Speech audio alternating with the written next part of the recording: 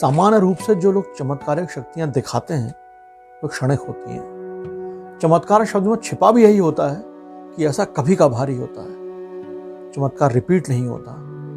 इसको दूसरे शब्दों में कहें तो जो रिपीट हो जाए वो चमत्कार नहीं होगा।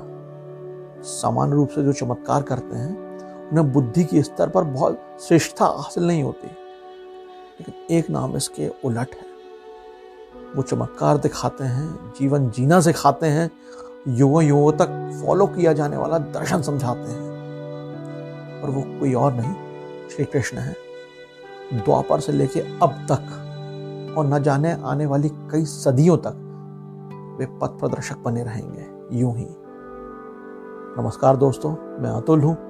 आज शनिवार है और शनिवार आया है मतलब आपके लिए कहानी लेकर आया है। जन्माष्टमी आने वाली है। सोचा कि कृष्ण से बेहतर और क्या होगा। कृष्णार्पणमस्तु यानी सब कुछ कृष्ण को ही समर्पित है। आप सोच रहे होंगे कि जन्माष्टमी अभी थोड़ी दूर है, आज जन्माष्टमी की कहानी क्यों? यह सवाल आना बिल्कुल वाजिब सा है। असल में एक महान शख्सियत का जन्मदिन और आने वाला है। मैं उन्हीं की कहानी सुनाने वाला था इसी हफ्ते, और उनके बेटे का भी बहुत बड़ा नाम है। उन्होंने कहा कि उनकी कहानी मैं अगले शनिवार सुनाऊं, तो इस तरह अगला शनिवार तो फिक्स हो गया। इसलिए कृष्ण के लिए मैंने ये दिन चुन लिया। आज सुना रहा हूं शिवाली सावंत की किताब युगंधर का एक प्रसंग। युगंधर में कृष्ण से जुड़े हर करीबी ने उनसे अपना रिश्ता बताया है। कृष्ण और अर्जुन दो शरीर एक आत्मा की तरह हैं। महाभारत काल में कई दिग्गज कृष्ण की भक्ति करते हैं। अर्जुन कृष्णमय है, वो कृष्ण को जीते हैं। कहानी का नाम है कृष्ण के अर्जुन। आज की कहानी में सिर्फ सुना रहा हूं, कह अर्जुन ही रहे हैं। मैंने जीवन में दो ही नातों को श्रेष्ठ माना है।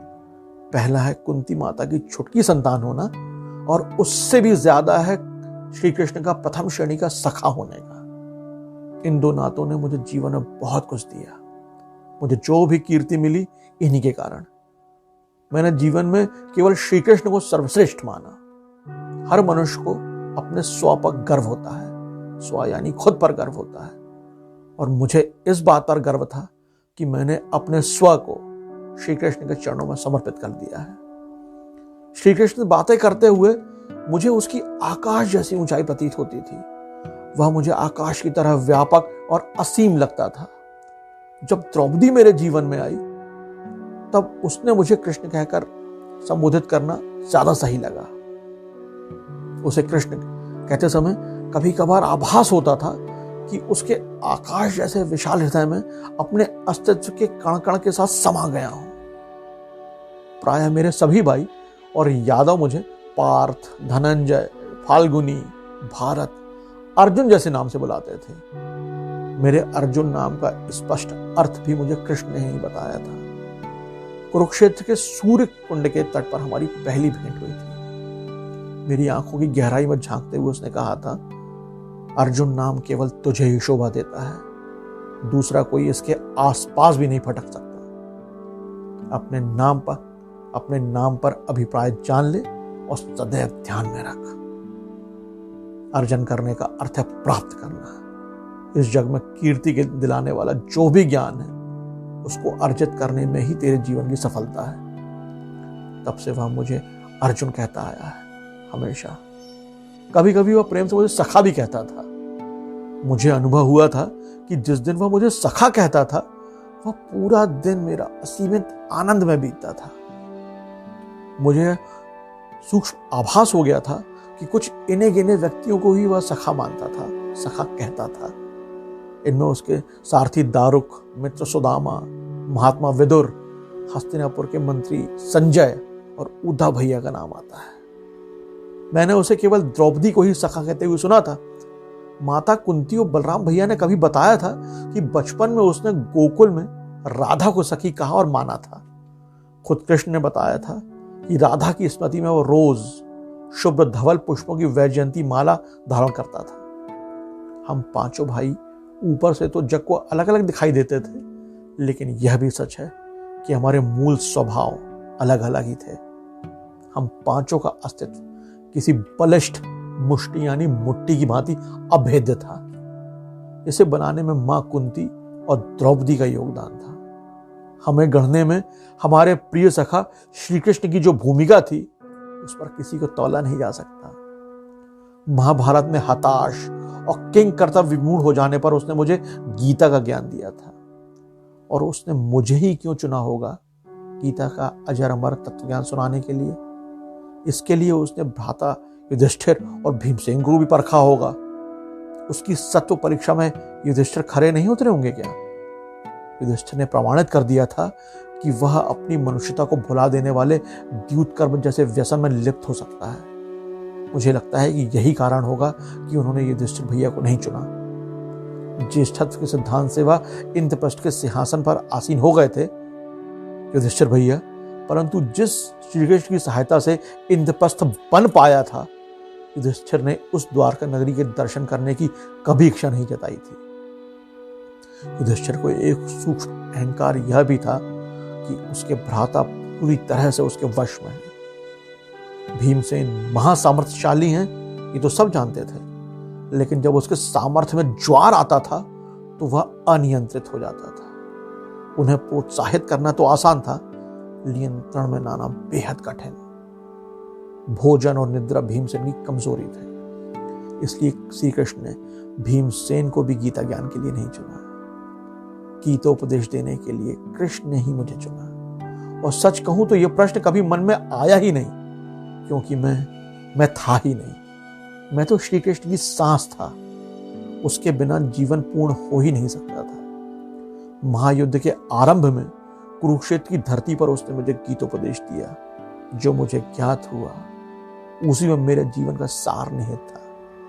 वह था श्री कृष्ण समूची मानव जाति के साध्य पर ध्यान देने वाले दृष्टा हैं, और मैं उस साध्य का साधन मात्र हूं। उससे बात करते हुए वह मुझे गांडीव धनुष का महत्व समझाता था। वह मुझसे कहता था कि जिस तरह एकांत में तू द्रौपदी का ध्यान रखता है, उसी तरह गांडीव का भी ध्यान रखा कर। मैं कई बार सोचता था कि मेरे शरीर का वर्ण, मेरा रंग कृष्ण की भांति नीला क्यों है। जब यह प्रश्न उठता तो मैं उसकी तरफ देखता रह जाता था। आखिर मैं उससे पूछ ही लेता, हे ऋषिकेश, तू कौन है? सच कह दे कि मेरा तुझसे नाता क्या है। वह रहस्यमयी मुस्कान बिखेर कर कहता, पार्थ, तू मेरा प्रिय सखा है। तेरी भांति मेरा एक और सखा है। मैं उसकी आंखों में झांकते हुए कहता, वो उद्धव देव है। तब वह अलग ही हंसी हंसता और कहता, मेरे मन में क्या है तू अचूक रूप से पहचान लेता है, इसलिए तू बस मेरा प्रिय सखा है। बस यही थी आज की कहानी। दोस्तों, ईश्वर को पाना असंभव तो है, नामुमकिन नहीं। ईश्वर हम सबके साथ है, हर समय, हर पल। वो पूरी तरह से आपका हो सकता है, बस आप उसे सब कुछ समर्पित कर दें। और यह आसान नहीं होता। सोचिए, विश्व का नियंता जिसका सारथी बना, वो कितना महान रहा होगा। अर्जुन ने सब कुछ समर्पित कर दिया और कृष्णमय हो गए। अपना सर्वस्व खोने से ईश्वर की झलक भी मिल जाए तो जीवन सार्थक हो जाता है। थोड़ा थोड़ा अहम गलाइए और उसके करीब होते चले जाइए। ज्यादा ज्ञानवाणी हो गई है तो माफी चाहता हूं। अगले शनिवार शाम 6 बजे आनी के YouTube चैनल पर फिर एक नई कहानी लेकर आऊंगा। तब तक स्वस्थ रहिए, खुश रहिए, अपनों के साथ रहिए और सुनते रहिए मुझे, यानी अतुल को। कहानियां अच्छी लगती हूं तो हमारा YouTube चैनल जरूर सब्सक्राइब कीजिएगा और अपनों से भी करवाइएगा। जय हिंद।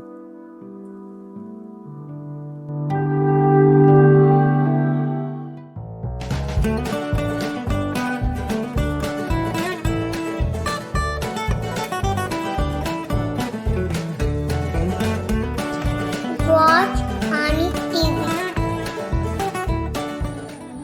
1 साल का सफर, आनी खुशियां यहाँ।